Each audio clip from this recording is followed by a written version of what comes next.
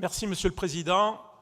Mesdames et Messieurs les conseillers, je m'exprime au nom de la coordination rurale.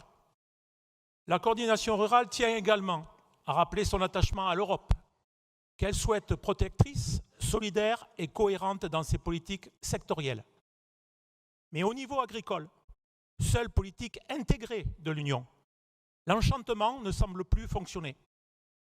Sous couvert de laisser plus de subsidiarité aux États membres, la politique agricole commune, la PAC, est donc en voie de renationalisation. En effet, chaque État doit produire son propre plan stratégique. La PAC est donc devenue une mosaïque de 27 déclinaisons nationales. Et si elle n'est plus commune, la PAC tend également à être de moins en moins agricole et de plus en plus environnementale.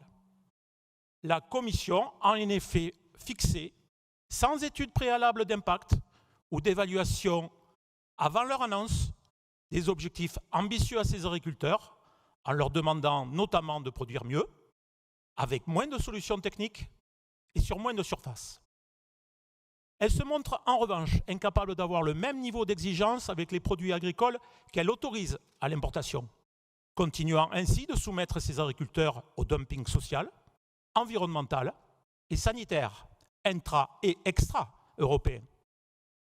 Imposer son modèle uniquement au sein de l'Union européenne n'a que peu de portée, sinon de pénaliser son économie et son autonomie alimentaire. Par contre, imposer ces normes sociales, environnementales et sanitaires aux importations lui permettra d'exporter son modèle en remplissant le double objectif de protéger le consommateur de l'ingestion de produits toxiques interdits dans l'Union européenne et protégera les agriculteurs du dumping social, environnemental et sanitaire. Pour paraphraser le ministre de l'Agriculture, sur cette situation paradoxale, qui peut comprendre qu'on importe en Europe des produits qui n'auraient pas le droit d'y être produits?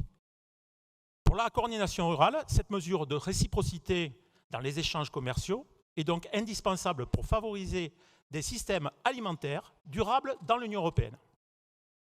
L'agriculture a pour mission de nourrir les hommes et devrait donc être considérée comme stratégique. Cependant, les agriculteurs ne pourront pas continuer à être entre le marteau ultra-libéral et l'enclume des stratégies politiques aux conséquences réglementaires contraignantes et économiquement préjudiciables. Pour réenchanter le projet européen au niveau agricole et alimentaire, l'Union européenne doit arrêter de se servir de l'agriculture comme d'une variable d'ajustement ou d'une contrepartie dans les accords commerciaux.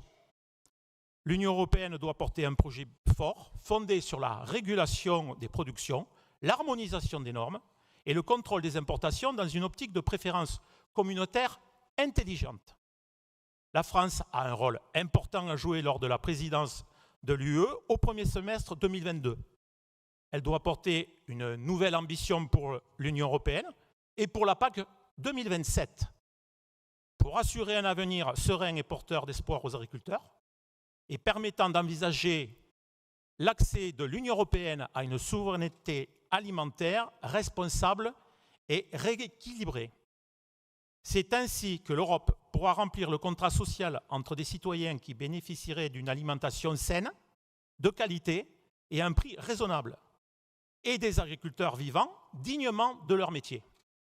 Pour ces raisons, la coordination rurale s'abstiendra lors du vote de cette résolution. Je vous remercie.